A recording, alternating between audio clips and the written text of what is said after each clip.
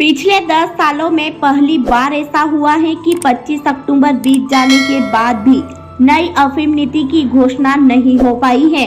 पिछले साल 13 सितंबर को ही अफीम नीति की घोषणा हो गई थी। तब मध्य प्रदेश में विधानसभा चुनाव थे।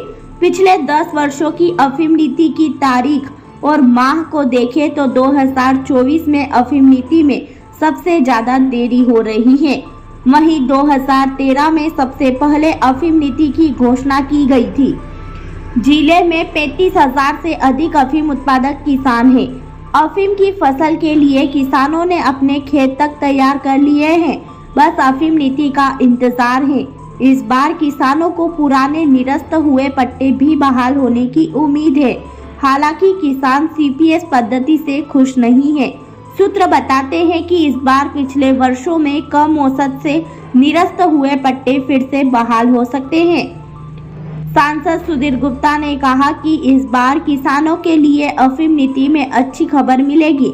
उन्होंने भी पिछले वर्षों में निरस्त हुए पट्टों को सीपीएस पद्धति में बहाल करने की बात कही है। हालांकि नई अफीम नीति की घोषणा होने के बाद ही पता चलेगा कि नई अफीम नीति से किसान कितने खुश हैं।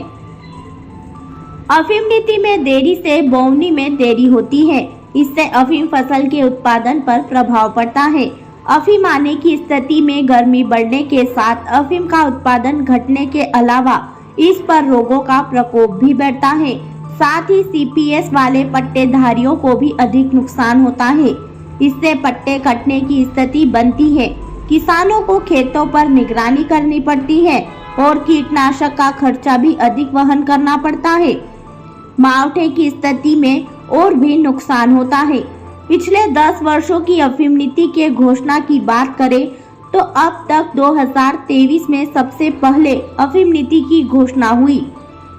वर्ष 2014 में 22 सितंबर को, वर्ष 2015 में 5 अक्टूबर को अफीम नीति का नोटिफिकेशन जारी हुआ।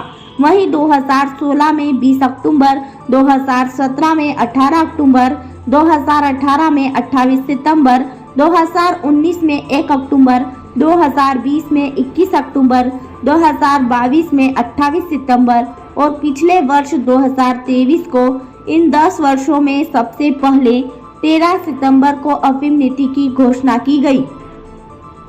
खबरों की अधिक जानकारी के लिए देखते रहिए हमारे साथ MP7 न्यूज।